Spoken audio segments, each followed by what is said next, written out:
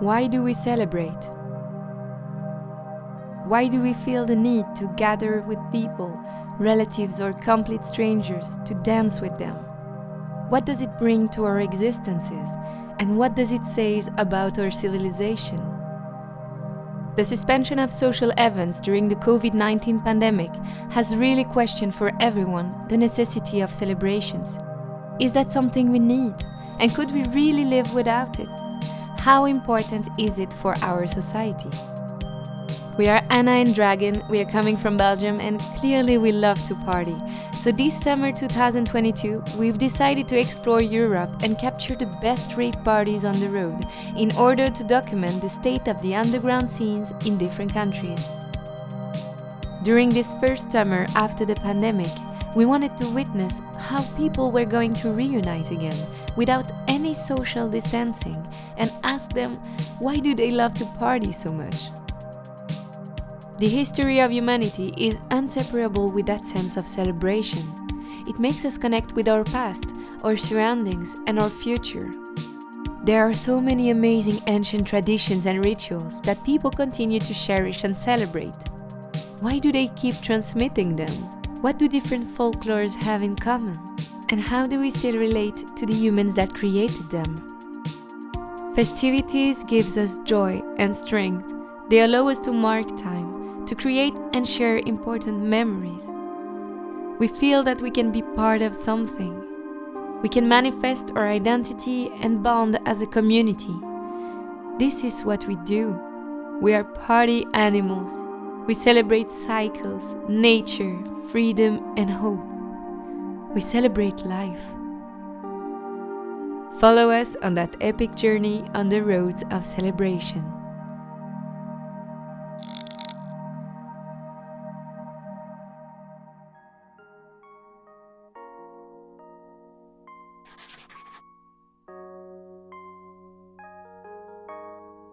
Today is a very important day here in Sweden because everybody is celebrating Midsommar, which is the celebration of the summer solstice.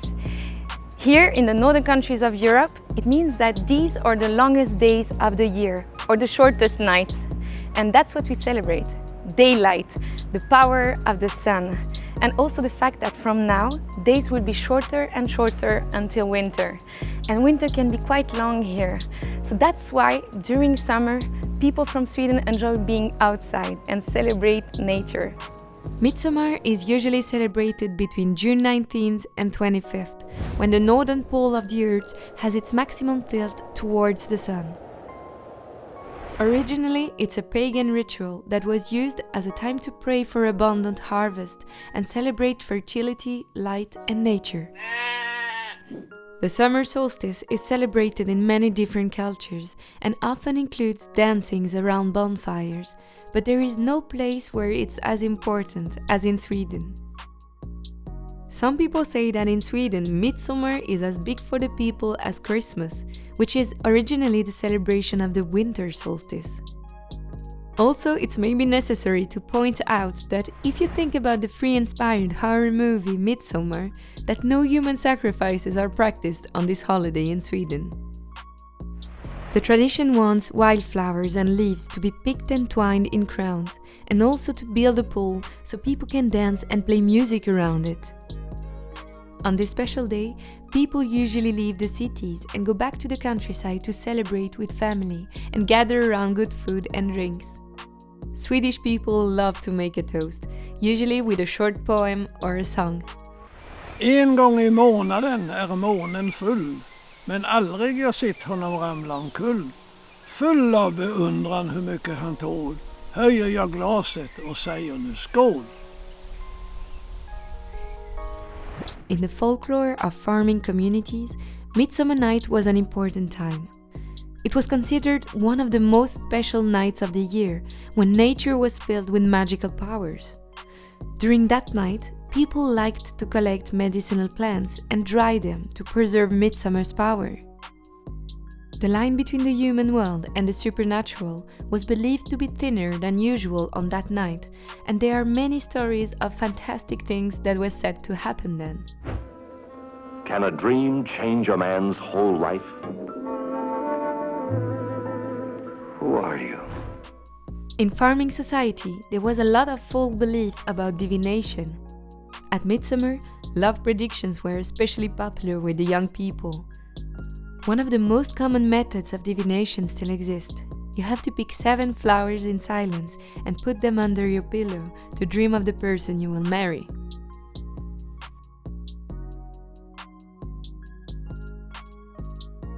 Today we are living in a more urbanized society, and there are probably less beliefs in the magical significance of nature, but still the symbolic elements of this tradition remain. Even though the original functions of the rituals can be disappearing with time, it is fascinating how people continue to cherish and perform them. Through centuries, the dances and the songs pass on to the next generations. Jag tycker det är viktigt att hålla på med traditionen. Den är ju ganska unik midsommar för Sverige, så vi får hålla på de traditionerna. Och visst är det härligt med Sveriges längsta dag, när det är ljus nästan hela dygnet runt, och det är värt att fira. Vad är de viktigaste delarna av traditionen? Om man ska förklara till någon som har aldrig firat midsommar. Det viktigaste är att umgås med sina nära och kära och sina vänner. Tror du att någon dag midsommar kommer att försvinna? Att traditionen kommer att försvinna? Inte i Sverige, nej, jag tror inte det. Den är så djupt rotad, och ifall du tittar här så ser du ju att det är väldigt många unga som kommer. Alla kommer ju med sina barn. De vill att de ska få med sig den här traditionen och få dansa samma danser. Så nej, jag tror att midsommar kommer att vara kvar. Det är väl viktigt liksom för att komma ihåg så här, vår historia. Vad har Sverige varit för ett land tidigare och vad är vi nu och sådär. Och så tänker jag att det skapar ju lite identitet och sådär, men samtidigt så ser man ju för åren som går, till exempel jag ser ju sen jag var liten, hur har traditionerna förändrats bara under den tiden. Och där ser man ju liksom hur vi växer som nation och sådär. Det är jättekul. Alla kommer ihop och är som så här: okej, nu ska vi äta god mat, vi ska alla vara tillsammans. Det ska finnas en midsommarstång, vi kommer dansa runt den, vi kommer alla bara have a jolly good time och bara njuta av sommaren. Man kommer fira sommaren helt enkelt. Det är gemensamt bestämt att vi ska ha kul.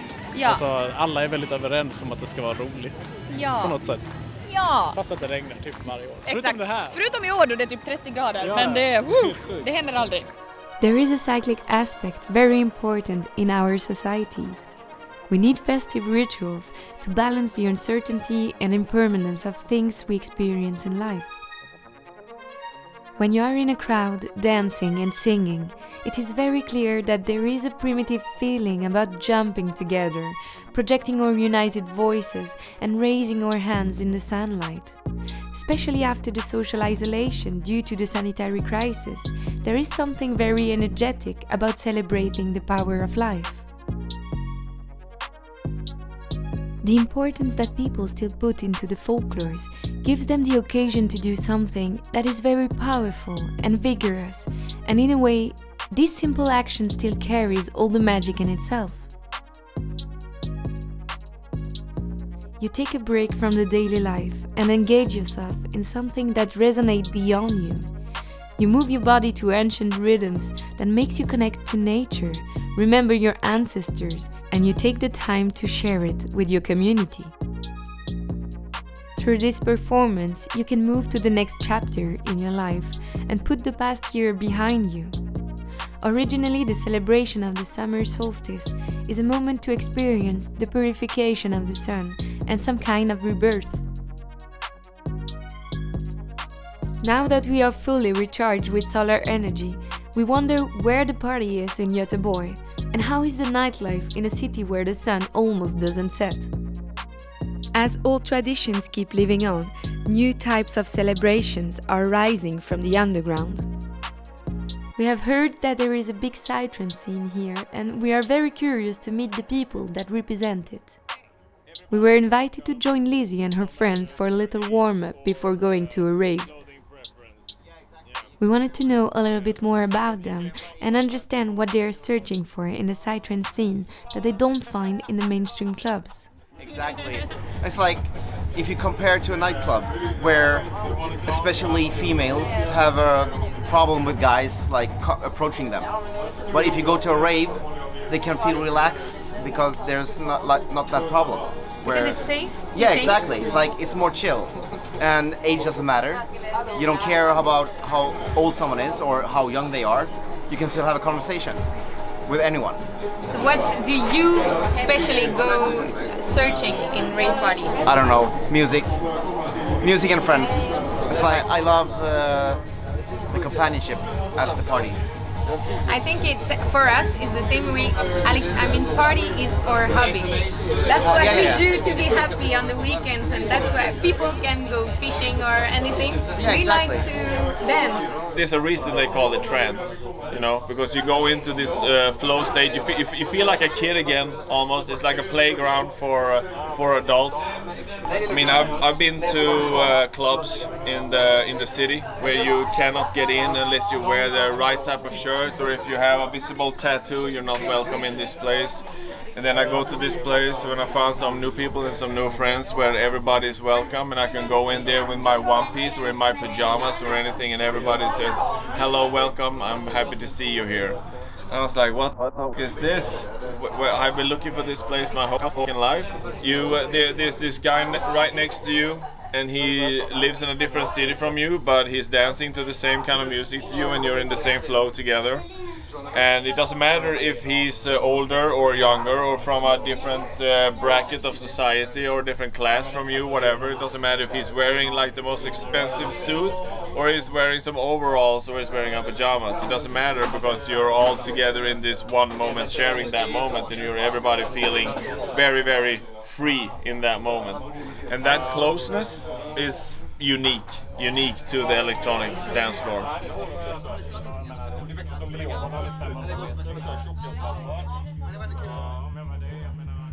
The party was organized in the woods on the edge of the city. People have explained to us that in Sweden it's not that difficult to organize rave parties because the country is big and covered with forest. Most of the time the neighbors are miles away, so there are not so many noise complaints. And as the police are mainly focused on illegal clubs around big cities like Malmö, clandestine parties organized in nature are mostly left alone. Sweden's music scene relies heavily on illegal clubs and raves, as it is forbidden to serve alcohol anywhere between 3 and 11 a.m.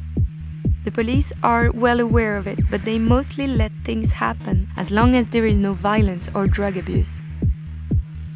The biggest problem they have to face is the bad reputation that electronic music listeners have here. They feel like the black sheep of society, stamped as troublemakers, even though these kind of events have a much more peaceful atmosphere than the nightclubs and bars in the cities. The psytrance scene in Göteborg is really strong. It is included in big festivals, but they still struggle to have the permit to serve alcohol like any other type of clubs. When a psytrance party is organized, the alcohol permit that was delivered is usually cancelled at the last minute because of the bad rep the psytrance community has. That night there was a bar, but no alcohol was served. The DJs were paid and there were security staff, so everyone could dance without worrying. The party was organized with care, but still in secret, and most people attending knew each other. It looked like a wide, colorful family reunion of ravers connecting around their favorite kind of electronic music, psytrance. Psytrance is a subgenre of trance music created in Goa, India, and descending from the psychedelic music from the 60s. The music itself is made of hypnotic layered melodies and a very distinctive bass beat that pounds constantly throughout the track. The scene is sprinkled with spiritual symbols and religious icons borrowed from Hinduism, Buddhism, and other religions found in India. This underground scene is a sort of lab for new forms of spirituality and a research for new ways of celebrations. It is quite interesting to compare it with the traditional midsummer festivities in Sweden, as they both tend to root a community together in the celebration of nature. Scientists have observed that this music allows a part of your brain called the prefrontal cortex to slow down, which can give you access to some part of your subconscious and shut down your ego, making you more connected to the others. Each year, this team organizes a gathering for Midsummer, and it was really special to dance through this short night together and experience the sunrise in the woods. After every breakdown, when the kicks came back, people were looking at each other with emotion. It was like a pause in the commonness of the daily life, a joyful moment for those ravers trying to stretch time and nourish their happiness. As any community, these were people looking for a common feeling and a sense of oneness. The old man told me, got to feel it all. We got to break the silence. Don't have to be alone. A red crow told me, do you hear the call? We have to give some moves, dance. Don't need to feel unknown. The time is melting like liquid gold. You're growing fatter. I can see your eyes glow. Don't think of tomorrow, just let it go. There's only the beat to follow. Till the break of dawn, till the break of dawn, so we can be one. Celebrate your time. We're only here for a while. Celebrate your life. It will go beyond this night. Celebrate your time. We're only here for a while. Celebrate your life. It will go beyond this night. Celebrate your time. We're only here for a while. Celebrate your life. It will go beyond this night. In the next episode, we are heading towards Germany to witness the return of the legendary Love Parade, whose new name is Rave the Planet. We are going to visit one of the oldest fanfares in Europe and talk about the importance of Berlin's techno community. Follow us on that epic journey on the roads of celebration.